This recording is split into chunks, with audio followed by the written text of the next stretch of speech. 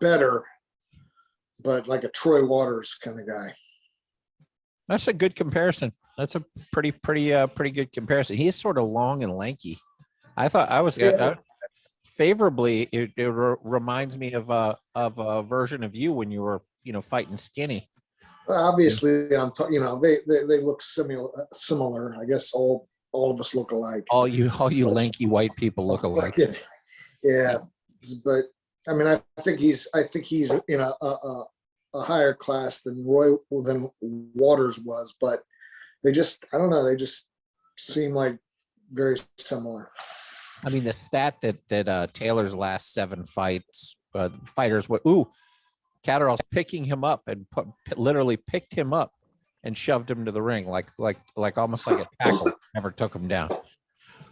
So yeah, it's getting scrappy in the round 2. We're getting scrappy in there. So yeah, the what is it? 142-1 were Taylor's last 7 opponents combined. Yeah, I saw something like that. I never know. Oh, nice true. Left by Taylor. Nicely. No, it is. Yeah, you can just go back and look at the records, but yeah, dude, that was a nice end of the round. Taylor with a couple of nice left hooks. Apparently let's make a $100 bet. What are the first words on the track of this song? But do you know the answer? I mean, yeah. Of course you know the answer. Man, I've heard it so many fucking times. Let me think. I went down to the show. I mean, I could hear it. I'm not much of a lyric guy like that. So yeah, there's a chance I'm going to get it right. It's a trick question, but it could win you a few bets in a bar. In the very beginning, when you hear the rumblings, you hear a whisper. You hear a whisper, "Son of a gun."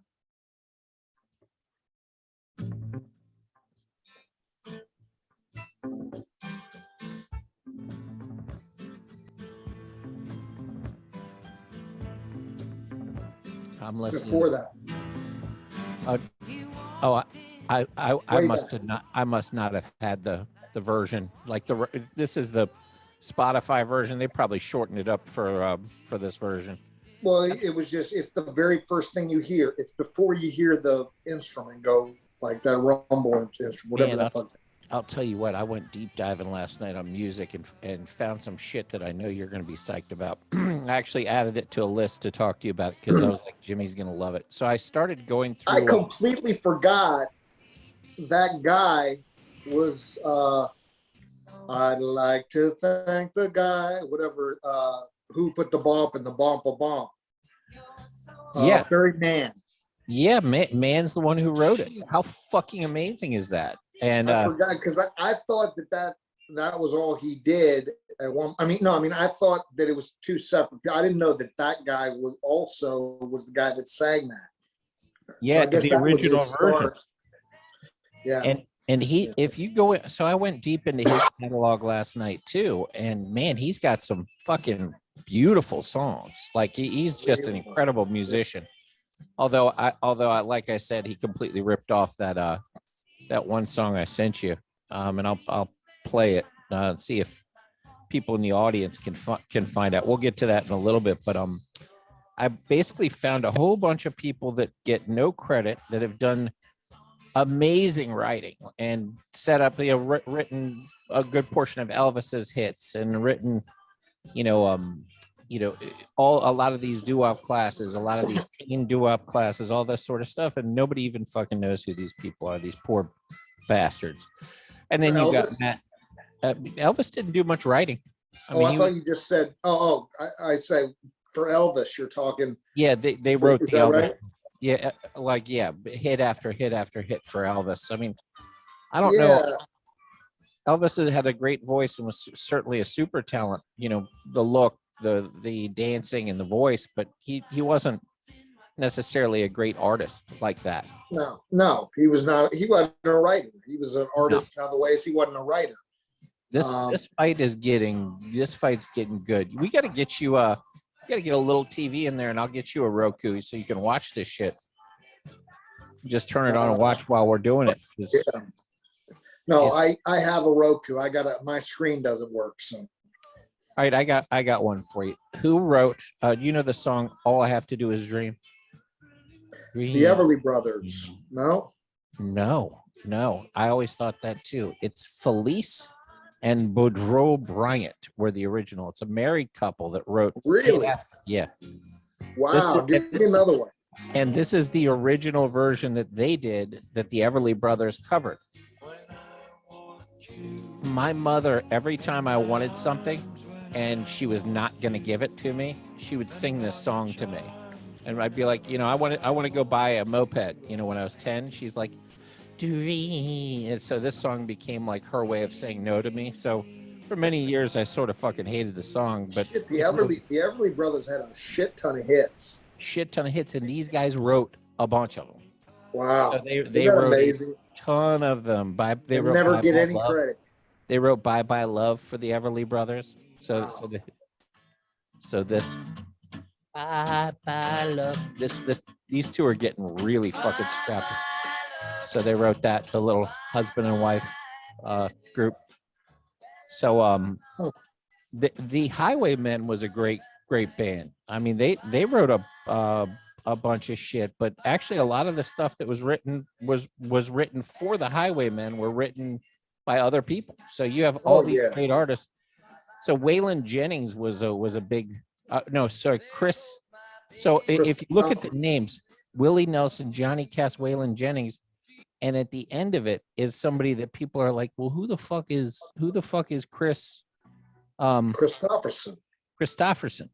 Chris Christopherson's the one that was writing most of these songs. He was the writer. Oh, so maybe for the Highwaymen. Yeah, for the Highwaymen. Yeah, correct. But those guys didn't trip over that shit like they do now.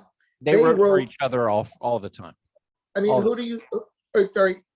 Patsy Cline, Crazy. Great fucking song. Who wrote it? Was it? It wasn't Dolly. No, it wasn't Dylan. Who the fuck wrote Crazy? I don't know who wrote it. Was it Willie? Willie Nelson. Willie wrote. Okay, that makes sense. So Willie was selling his songs for like $20. He was out there like, just, hey, you want a song? $20. So yeah. I mean, guys, Christopherson wrote Me and Bobby McGee. I believe. Yes, correct. I believe he was romantic with Janis Joplin. Am I right? I don't know if he was, but if he was, then good for him. But yeah, he did write me and Bobby McGee, and kudos to you for knowing that. So here's what brought this on: is last night my uncle sent out a text to the family and was like, all right, excluding bands, you can't have bands. Who are your top 4 writers? And it can be a writer and a performer of music of all time. And of course, that's a difficult question, right? It's like any other top. Ooh, this is scrappy, dude. They're cheap shotting each other. Taylor is like leaning, like putting his full weight on the back of the head of Catterall. Catterall is like fucking head. They have each other at headlocks constantly. I mean, they're like rabbit punching each other in the back of the head. It is scrappy. I just heard from the other room. Shut up. Dad's on his podcast. You finally figured out a way to shut these little motherfuckers up, didn't you? I keep promising them I'm going to bring them on. Oh, yeah? Which we can bring on. That'd be great. Oh, fuck. Not tonight. What's going on with the careers? By the way, Catterall with a very nice 4-punch combo. At least 2 of them landed flush. The other 2 glancing. This is a competitive fight. I actually thought Catterall might. What are we? 6th round? We're in round 4. Oh shit! So we're getting ready to enter round 5. This has been just end of round 4, going to round 5. God, those fights are so good. They don't you don't even get a lot of. They're not like. It's just every round, man. It's just 2 solid guys. That's good matchmaking, man. So, I mean, again, you've got a lot of these artists that I pulled together. Let me play one for you. So, you know the song Oye Como Va? Uh, hold on. Santana. Didn't write it. So here's the original. You did. You did send me this Yeah, I may have sent it to a you. while ago. No. We played it on here. Oh, did we? Yeah. Okay, yeah. But, as brain dead as my father talking about Santana. Did I ever tell you what that fuck with his Santana story? It like 60 years of lying about this. Did I tell you this? Hey man, if you're gonna lie, you gotta lie and never give in. But he keeps on flipping the lie. So you got to keep his lie. You can't lie on both sides of it and then convincingly. So here's the backstory. My father went and saw Carlos Santana in Venezuela, and he met Carlos Santana in Vegas, and went up to Carlos and was like, "Hey, Carlos, I saw you in this bull arena in Santa." Very excited about this story. And telling Carlos that he saw it. Carlos was like, "Yeah, I remember that, because it was a random bull stadium in Venezuela, so he probably hadn't been there a bunch." So it was like a real big moment for my dad to talk to Carlos Santana because he loves him. Yeah. Okay, so I I made the mistake of going, "Hey, Mom, did you see Carlos Santana in Venezuela?" She goes, "No, I never went and saw." So now, by the way, they've been divorced for like 35 years, 40 years. Okay. So my dad was with this guy named Ron Sandage, and he snuck out. And so all of a sudden, when I told her, "Hey, mom was like, what the fuck?" She never went and saw Carlos Santana. So now my dad, who's completely in love with my mom, still melts down, writes her an email and goes, "I didn't leave you and the boys to go see Carlos Santana." So she randomly gets this email from the psychopath about something that's 58 years old. It's literally about 50 some years old. So Dad, what are you doing, man? to try to cover his tracks. And in the meantime, continuing the lie, right? Now, all of a sudden, I didn't see Carlos Santana. I didn't leave you and the boys. And he's been telling this Carlos Santana story for 35, 40 years, right? Before I finally blew his cover on accident. So my mom goes, "What in the hell is your dad sending me this email about with Carlos Santana saying he didn't go?" She's like, "That was 50 years ago. And why would I care?" So it's bothering. So I call him. I'm like, "Did you go see Carlos Santana?" He goes, "No, I didn't go see Carlos Santana." So now the story has changed. I go, "What about all that bullshit you were saying about, with every detail that you told Carlos and, every single time that you've told that story?" He goes, "Have you ever just heard a story so well that you felt like you were a part of it?" I said, "No, that has not happened to me." Okay. So then fast forward a bit, and I get my dad when he's saucy, and I said, and I put it on mute, and I tell my wife, I go, "Watch this." I go, "Pops, who's better in concert? Was the show? Wait, was the Santana show better in Venezuela or was it better in Vegas?" He goes, "Oh, I think it was better in Venezuela." He did a, and I'm like, "Here we go again." So now the story re-switches back.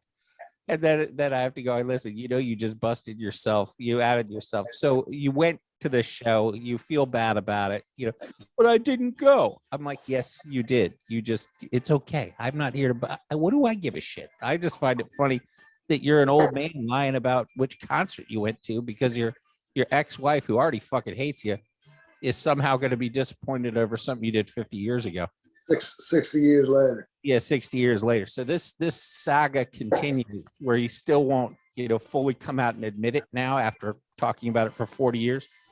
So, it's fun. Every time I hear Carlos Santana, I just laugh because I've heard this story. The original joke before the joke became even funnier with him trying to bring it back to my mom was he'd always, all I had to do is be like, "Man, who wrote Black Magic Woman?" He'd go, "Carlos Santana. Did I ever tell you about the time I met?" And I would do it once a month. And I'd just go, "Watch this." I'd go, Man, I love Oyakoa. Is there any better Spanish guitar player than Santana? Oh man, I love Santana. Let me tell you about the time I met, and every time he'd tell it like the first time, and I'd put it on Okay. mute. And my wife's going, "This is just mean what you're doing." I go, "It's fun for me." And Hey, it's fun for him probably too. yeah, he loves it. I've probably heard that story that he now claims didn't happen 250 times because I used it as a sport. Like I kept going, "Hey, what's your favorite Latin, artist, Dad?" Yeah. "Oh, I love Carlos Santana. Let me tell you about Carlos Santana." Um, Yeah. so that's where we are right now. He's still denying that this happened, and then at the same time talking about how amazing the concert was, which is fucking amazing. What's the fight doing? They're both beating the shit out of each other pretty good. I mean, it's a very physical fight. I think Catterall, and I've been not focused 100%, but right now I think Catterall is getting the best of this fight. I have him, from what I've seen, I have him winning 3 of the rounds, and 2 rounds to Taylor, and I think from so far I have Catterall winning this 6th round too.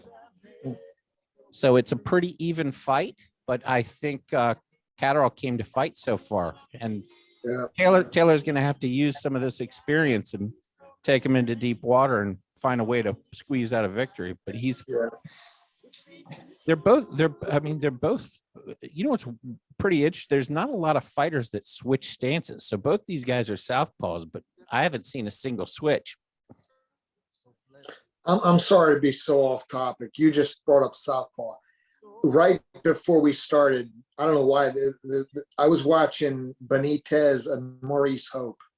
Yeah. And holy shit, I mean, just perfect southpaw against conventional. And my God, one of the most picture perfect knockouts I've ever seen in my life. And I don't believe I've ever seen it full time in real, in real time. Is that what that's called? Yeah, correct. I only know it. What I know it by is there's a famous picture of the big overhand right by Benitez, but I'd never seen it till today. I think in real time, or if I did, I didn't know. Holy shit, that was one of the most picture perfect shots I've ever seen in my life. It just the way they fit, you know what I mean, with the conventional against the southpaw. Who do you think, other than Hagler, who do you think the best switchers were in boxing history that you know of? I mean, Hagler's the only one that stands out as the king of that. Tank Davis is pretty good at it. Now, Davis will play both sides of the boxing. Yeah. There's not that many. I don't know. No, there wasn't that many guys that switched around. Hagler, I mean, I can't even.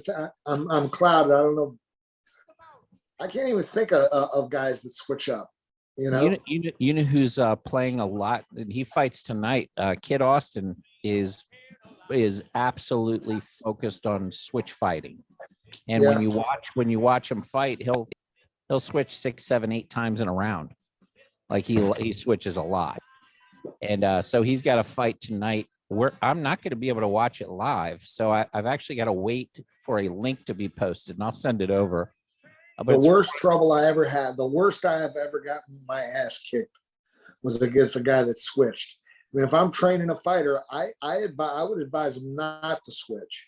But this guy, I mean, it just gives you the fucking blues. Guys like me, just plotters and shit like that, guys that switch up, it's just the blues, man. Why is that? So walk me through. Obviously you train against lefties, you train against righties. It's two different things. But why is it in a fight? It really fucks with your timing and flow, or your angles, or does it mess with your eyes? I don't know what it. I mean, I can only speak from personal experience. It was like this. This particular guy, his name was Chase Shields, and he was run of the mill, regular guy. You got to beat this guy 10 out of 10 times if you're going to go to where I wanted to go. And so I get in and I fucking just can't block the punches. I don't know what happened. I mean, he just like kept hit. I would see it coming and make the move, and it would still hit me. It was just it was the craziest night. Late in your career? Yeah, it was Because there was time late in your career where you stopped trying to avoid punches pretty well. Like you actually didn't. It wasn't that late. It wasn't. Oh, it wasn't that late. So, but and this guy completely upset my whole apple cart because, you know, they were talking about. I think it was, if I win this fight, I get a fight with Spinks. I think it was, Corey Spinks, things like that. And the guy. What happened was, how did it happen? I gotta get fucking Patrick. Yeah, Patrick remembers more about some of your fights than you do, which is pretty. I know what happened. Yeah. So the guy, it was pretty close fight. I started pulling away. Oh, nice dirty fighting right there, Taylor. Sorry, he the only thing that he did wrong is he did it right in front of the ref. He turned the body and hit him right in the kidney, but he did it. Instead of turning away to the ref, he did it right in front of the ref. But it was a real nice little short little. I'm not going to tell. Is Patrick calling? I mean, I sent him the invite. Yeah, he's got to tell this. He's got to tell the story. I'm not going to do it justice. But this is a really fucking dirty fight. They are fighting. This is. You've done some great stuff on Dirty Boxing. The ref just had to give a warning for a behind the head shot. I mean, they are every single time in the clinch. There's some filthiness happening. You would love this fight. Yeah, because it's all those tricks. But the one trick that he didn't know that you actually taught me this trick is the turn. You're supposed to turn them away from the ref and use the body to do the dirty shit. So the ref. Yeah, of course. Of course, you just turn. They can't see through his back. Yeah, yep. That's what a big Holyfield used to do. That he would actually put his arm around the ref and just turn with him, you know, and just turn with him. He was very good at that. Yeah, you got to use the fighter's body to block the referee's vision. I mean, I rewatched these old Holyfield fights because at the time, you know, he kind of got fucked because he came out of that, you know, you have that exciting era of, you know, greatness with Ali and, you know, Frazier, and he was in that next round, and man, was he fucking one of the meanest, toughest son of a bitches in there, but he didn't get that type of excitement or respect. I disagree with that. I disagree. Well, he did in the ring, but he didn't get the same type of respect from the fans. I don't think people weren't as excited. No, because he had to fight Mike Tyson. Correct. Tyson everybody was the exciting one. He was the sizzle. Yeah, that was the guy, and Holyfield ended up completely dismantling Mike Tyson. And yeah, and shit. I think he's one of the most successful, most exciting, most fan-friendly. Ooh, Catterall with a knockdown in the 8th round. No shit. And this could be over. We have a Josh Taylor who's very shaken up right now. He does not look good. And it's very early in the round. Minute 56 left in the round. Catterall is going in for the kill. Still some dirty fighting. And this, ladies and gentlemen, we could be looking at a major upset here. Catterall coming in with very little championship experience, still firing, and he's been getting the best of you know, Taylor's been, I think, dirtier of the two, but I got to say, Catterall's been matching his. If he didn't get him by now, then he probably weathered it. Did he weather it? He weathered it, and he's been. You know, he's been reciprocating with some dirty shit of his own. It's not like he's been sitting here going, he's been saying, you want to play that game? I can play that game too.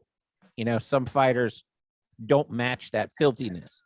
You know, they let the other guy get the best of the filthiness. Catterall's not doing that.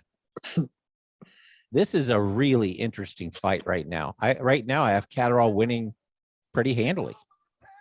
And you have to, when you're the challenger, you're coming in against the champ. You can't expect to win a close fight. You have to leave no doubt, because it really, good exchange. And again, Catterall getting the best. He's getting off.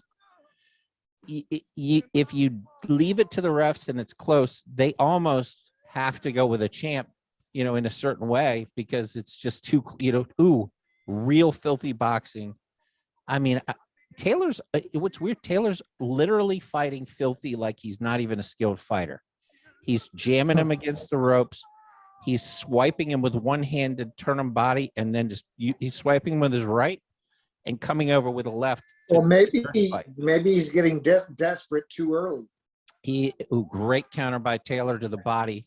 Taylor's getting very aggressive in this round, like he's fighting right now to keep his title.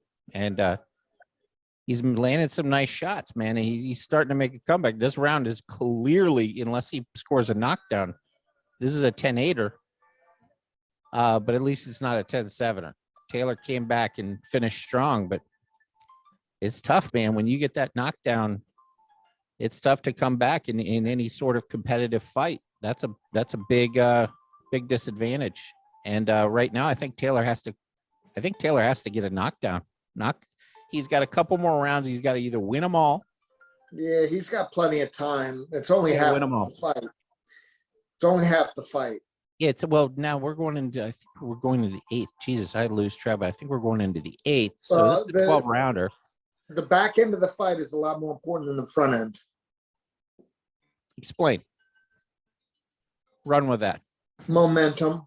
You may get a knockdown or even two in the first 4 rounds, right? But if momentum builds, and the guy really gets the upper hand and puts a good string of rounds together, it's going to cancel out those knockdowns. Catterall's got himself a nice blonde white girl. Got himself a real pretty senorita. She's not a senorita, but she's a very pretty white girl. They keep showing her. She wore like an all leather outfit, so she's bad. She's a bad girl too. All the show, man. Why the hell would you wear an all leather outfit? It's got to be hot as balls wearing that. At the end of it, if he's going to try to take it off, it's going to take him an hour. She's going to need baby powder to get those clothes off. But yeah, she's pretty, and she's clearly excited. It's got to be a good feeling for a wife or a spouse when your guy is winning, and it's got to be just ridiculously hard to deal with when he's not. Right now, Taylor's again, filthy fucking box. You would love this fight because it is just, it's how I'd imagine I'd have to fight if I went in, because you gotta figure out a way to take away the advantages. And no cuts so far, right? No cuts. Nothing substantial. This is the part that's shocking me with this Taylor strategy. It's one thing to try to rough somebody up for a little bit, but at some point, if you're a better boxer, you think you're a better boxer, you kind of lean on that. And right now, from everything I'm seeing, it's almost like Taylor saying, "Look, this guy's a better boxer, but I'm tougher." You know what I mean? Yeah. He's not fighting him. He's not boxing him. He's literally grinding him. That's really poor discipline. It's either poor discipline or he thinks that he can wear him out into the 12th, 9th, 10th, 11th, 12th. He thinks he can lean on him and just, do the, I'm going to wear him out and he's not going to be able to hold up. But so far it's not working.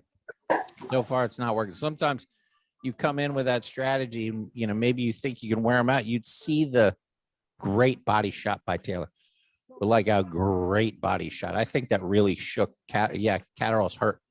He just pretended that a headbutt hurt him, but it wasn't the headbutt. It was the left to your kidneys, to your ribs. I like Taylor now. He's like in the clinch. He's like pretending to the ref that he's all innocent with his gloves out. Like, I'm not doing it. Dude, your whole fight has just been filthy. Of Just course. nothing but straight up filthiness.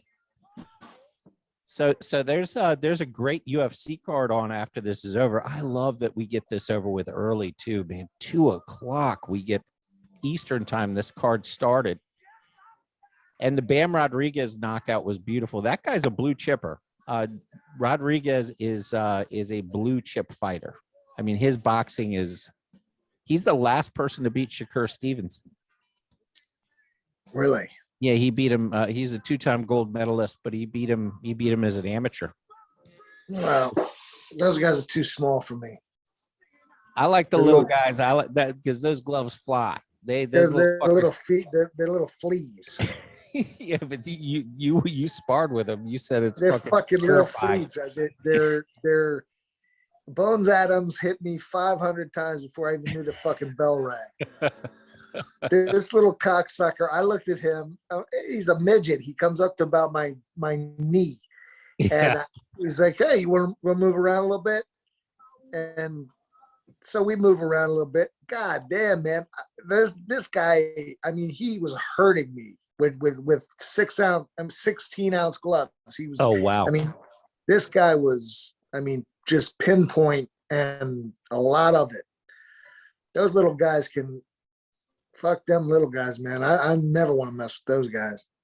Yeah, that's my worst nightmare is to have some little 130-pounder who's half my weight or more than half my weight just humiliate me. Like just that, take you to the woodshed, baby.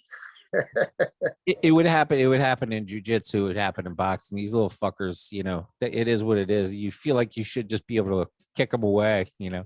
Yeah. It's David and Goliath. Those little guys. You always think the bigger guys, but you know, because the power or whatever. Nah, because it's just the speed of them little guys, man. Do you know the full story with David and Goliath about David? I know you went to more Catholic school. Nah, he hit him with a rock or something. No, it's fantastic. So David, the Goliath part aside, King Saul was like jealous of this guy who, you know, became a hero after taking down Goliath. So he's like, you can have my daughter's hand in marriage. This is a tribute to how much guys will go through, even in the Bible, to get pussy, right?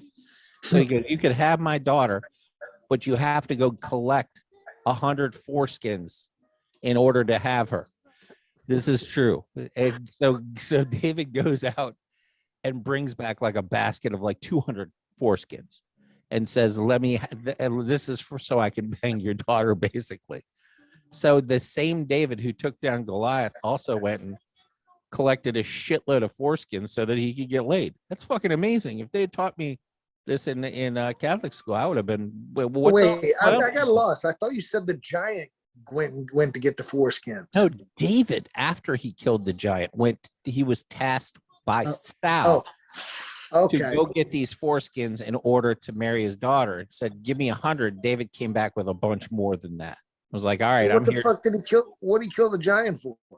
That was just a big giant coming in, and he was like a shepherd or like a nobody, and then he stepped up and became the hero of the town. And Sal was jealous of David because David was this hero and was basically trying to fuck with him, even though he's offering his daughter. He really was expecting David to fail at every step and giving him ridiculous things to do. So it was So yeah, but foreskins are in the Bible. The guy's literally tasked for going out. I mean, guys have done a lot of weird shit for pussy, right? But in the Bible, to go out and grab a bunch of foreskins to get laid, these guys were ahead of their time. They're like, you know what? We're gonna put this in, and this is how much ridiculous shit men will do for vagina. I wonder what the psychological effect of that is. Like, what does that make you more macho than a guy if you can steal his foreskin? Yeah, I don't know. That's a good point. Wait a minute. These are babies, right? No. You're stealing them off of Jews. So keep in mind the Jews are, yeah. I was going to say, because most babies have that operation. Yeah. I mean, I guess you're stealing because circumcision really isn't done on a worldwide basis, it's not like a lot of places do it.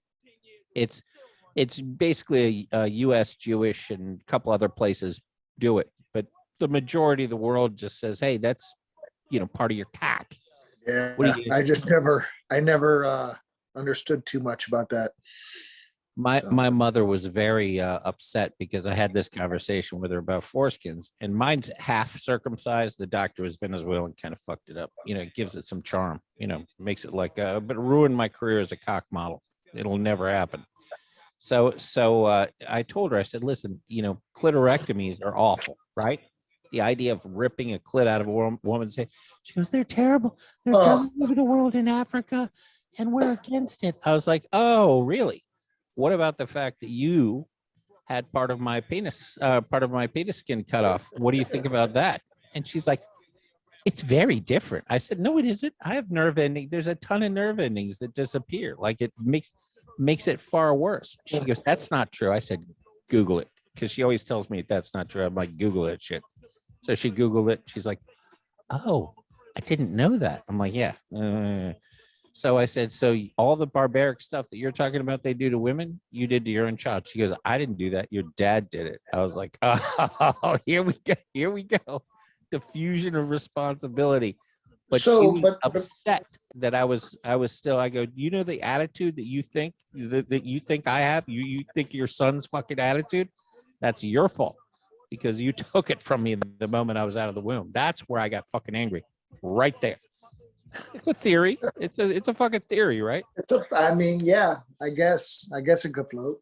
You can't prove it, so that's what makes it fun to throw out at your mother. It's not like you could prove and say, I got angry at this particular moment in time. But my situation is a little weird now. It's even more confusing that you say that, because you would think that everyone in the family is either one way or the other, right? Yeah. But we got all these random that do and don't, never, like it's a mix with my family. I think you just lost track. You had so many of these motherfuckers. No. I'm not talking about my kids. I'm talking about my kids. I'm talking about my family. There's quite a few that aren't, and there are quite a few that are. By the way, round 11, Jimmy, minute 47. And this is a violent fight right now. So it has nothing to do with religion with us or whatever. It's just what is it then? If it's not, I don't know. That I'm trying to tell you how much of a non-subject it's been in my life. Well, who did it? Like who isn't? I'm sure. What? Who isn't circumcised in your family? I'm not gonna fucking tell you who's circumcised and who's not. Well, I mean, it's not like you're revealing, their social security number or something like that. All right, just whatever. So find that person that isn't, and have you talked to the parents and been like, well, why didn't you cut? Why did you decide to? And this is great, by the way. If you ever want to piss off somebody, apparently women get very sensitive. But when you compare it to clitorectomies, it really does stir them up. So you just grab a feminist. You grab a feminist and you start telling them that all the things that they're upset about that you do to women, which are right, you should be upset, are being done to men. They get really upset by that. It's fantastic. I'll take you up on that. You don't like to torture feminists with controversial argumentative points. No, what I like to do is I like to piss them off by just leaving a grenade and walking away and never coming back to it. The two fighters are on the ground dry humping each other right now because they went into a dirty squabble, and as they were dirty squabbling, they both fell down, and the ref had to come pick them up and get them off of each other because they were literally in a heap of dirtiness. This is a really fucking dirty fight. I think when you rewatch this, is it dirty or is it sloppy? It's dirty. Or is it dirty? It's dirty. It's not. Holy shit! Right there, the fight that round clearly went to tail. Oh my god! They just took a point.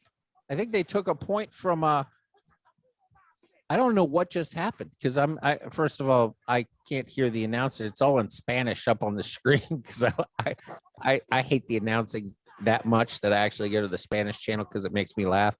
I love watching. They're more energetic about it. I like that Spanish energy.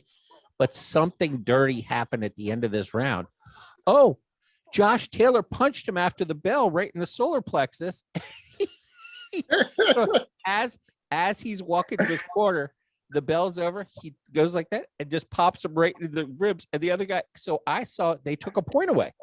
Oh, they should have. And the other guy, what I saw was him swatting backwards, like he swatted back towards his head. But Taylor had just blasted him in the solar plexus on the way to his corner. This is a fucking fantastic dirty fight. Round 12. JT is a punk.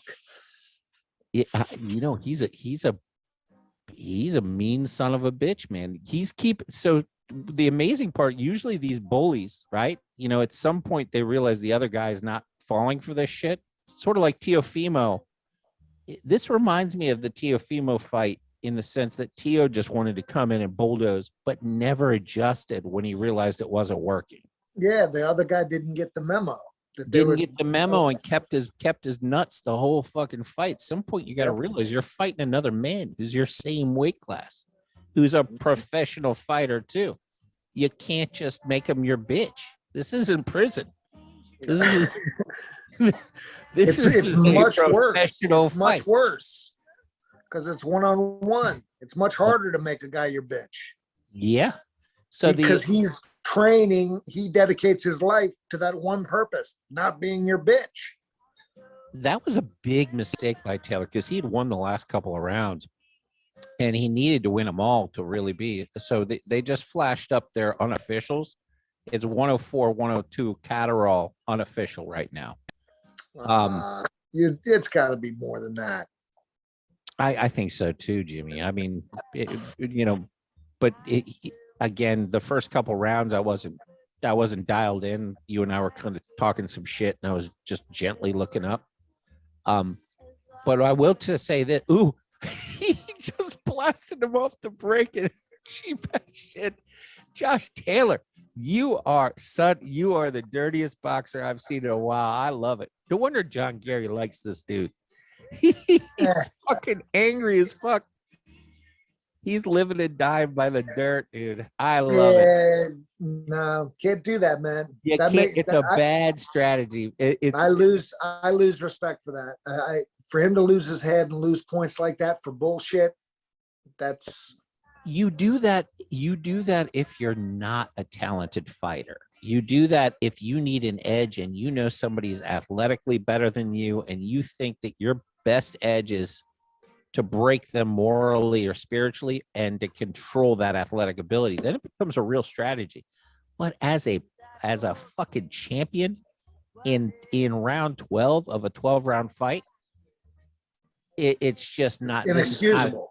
This is not a sustainable strategy. It's actually, I mean, I appreciate it just because he's sticking with it, and clearly this is what he wanted to do. But it's really fucking dumb, and it's been an abysmal. I mean, I don't have any stake in it. I could just look at it as somebody who appreciates the humor in it. But if I'm in his corner and I'm like part of this team, I'm absolutely horrified right now. So that round ended. Taylor actually just tapped him in the chin on the way out too. The fight's over. And he went, kind of like to say, hey, good. And just gave him a little extra pop. I was like, he's still going dirt. Clearly, Taylor lost that fight. Deserves to lose that fight. Really stupid, just like Teofimo. What a really bad strategic fight. I mean, that guy doesn't have any pussy in him. But that's one thing we learned, though, is that there's certain fighters that do have some pussy to them, that do have a breaking point of how, what they can handle mentally in a fight. That was a very physical, very filthy fight. And I think you failed the test. I'm completely opposite than you from what you're saying. I'm talking about Catterall. It passed the test. Taylor failed the test. Okay. I'm talking about Catterall. Yeah. Okay. Catterall. I thought you were talking about Taylor. So Catterall threw Catterall landed 46%, landed 166. Taylor landed far less. Far less. This is a clear victory. They actually have it 114, 111 Catterall. I actually have it way. I give him at least 4 more points, to be honest. I think he outclassed Taylor and had a couple 10-8 rounds. Oh shit, I must have missed. Did I miss it? So I saw a slip that they ruled as a knockdown. You there?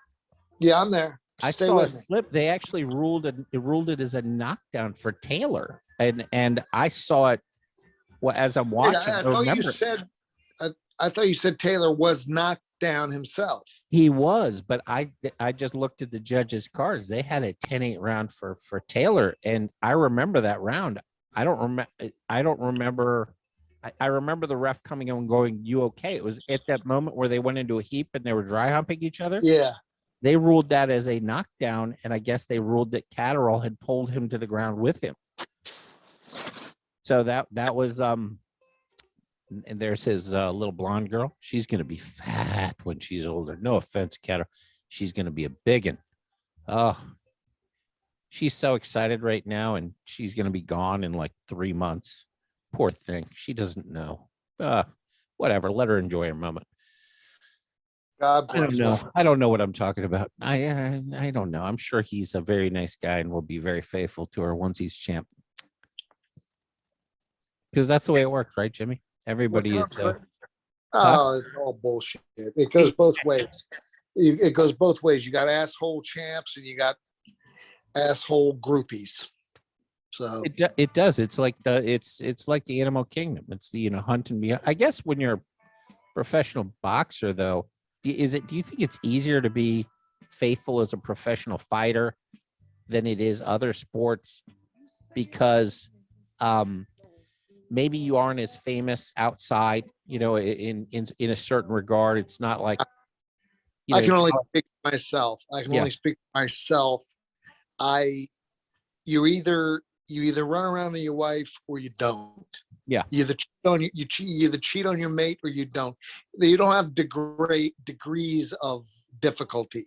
So you don't agree with the Chris Rock theory that you're as faithful as your options. I don't agree with that either. But no. Chris Rock does a great bit on faithful as your options. Makes it make sense, and that's a tribute to him because he makes it make sense. For me, that doesn't make sense. It doesn't matter who I got in front of me. I'm either going to cheat or I'm not. Correct. A lot of that has to do with there are women, and this is also I think a thing that women say that's not correct. They say that guys are either cheaters or they aren't. There are certain women that I've cheated on, and there are certain women I would never cheat on, and it all depends on where they stand in my heart. Yeah, I don't agree with you a lot, but I do agree with that. And there's also women that are just really easy to cheat on. What the fuck? They just gave that to Taylor? They gave it to fucking Taylor. Shut the fuck up, right? When I'm talking. Gave it to fucking Taylor. They gave it to Taylor. He just, what the fuck? What the fuck? Oh my God. Wow. Bad decision for boxing. They're gonna be up.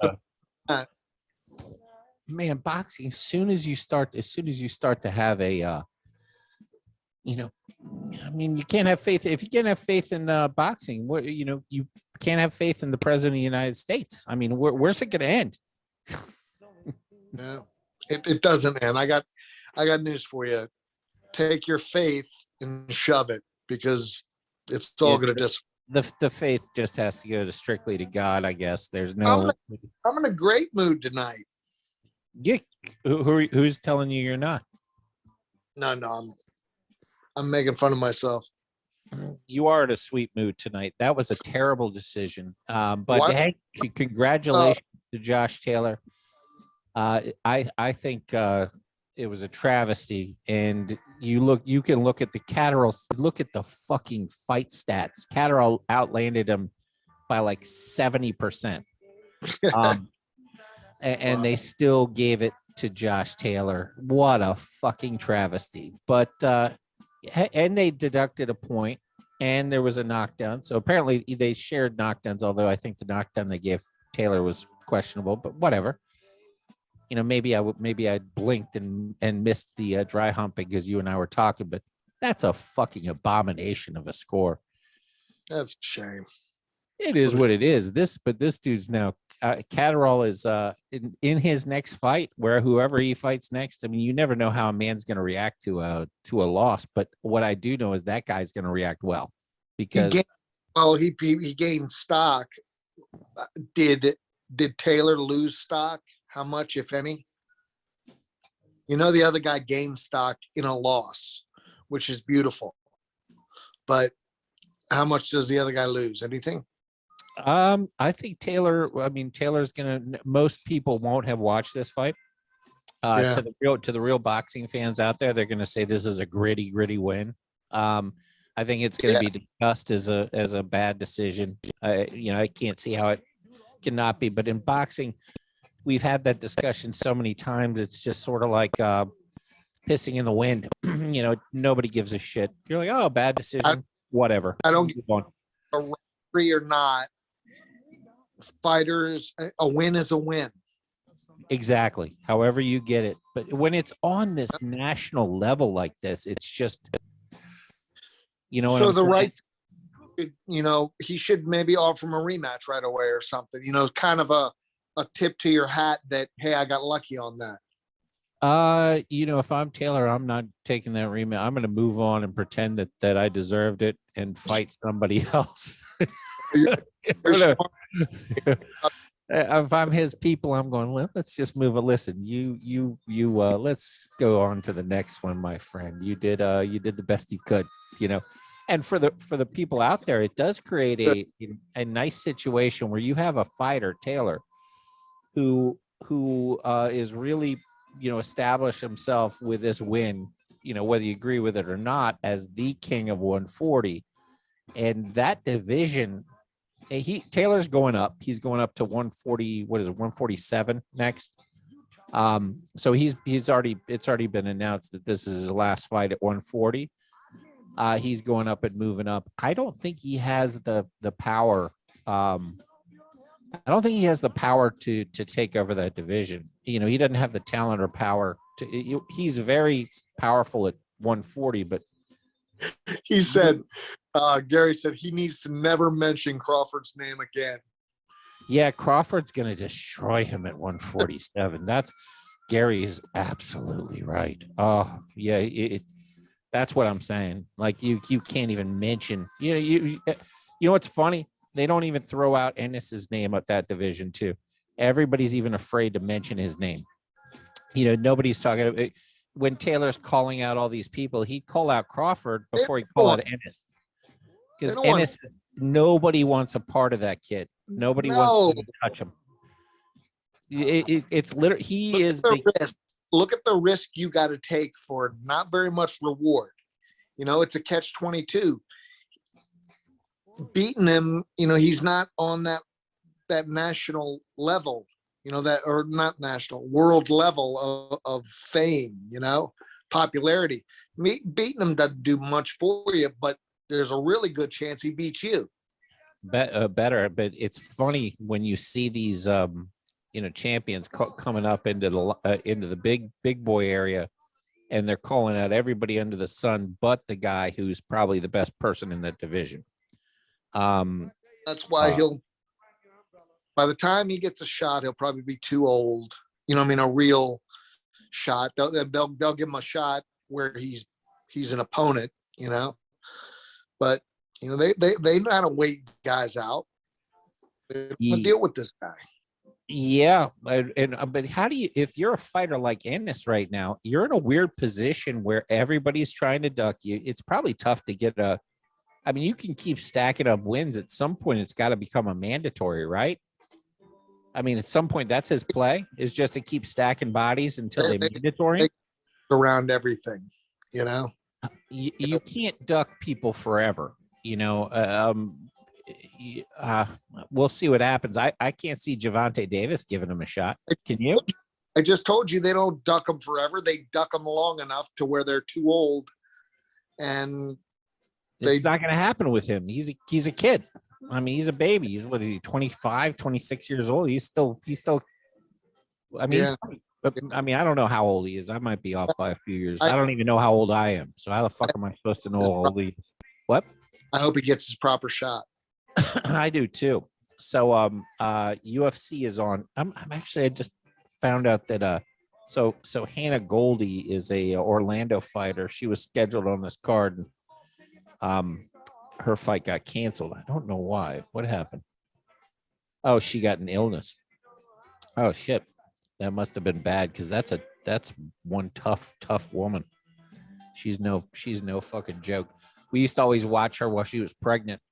My wife and I would watch. She'd be like literally like 8-9 months pregnant, like right at the point of popping, just blasting the bag, like doing kicks.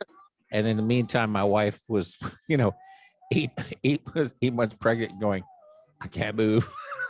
Like, look at her. Maybe you look at her. Look at you. Look at her. Look at you. She's like, I don't know how she could do that shit. Yeah. I'm gonna take a piss real quick. Why don't we play a song or something and meet back here whenever? How long you want? Yeah, let's take a 30-minute break. Let's come back in 30. All right, brother. All right, bye. So what happens? You got to send another one? It'll be the same login. This is it's the same code for each thing. So let's just take a break, reconvene, and we can do, you know, another one. Yeah, cool. All right. Bye.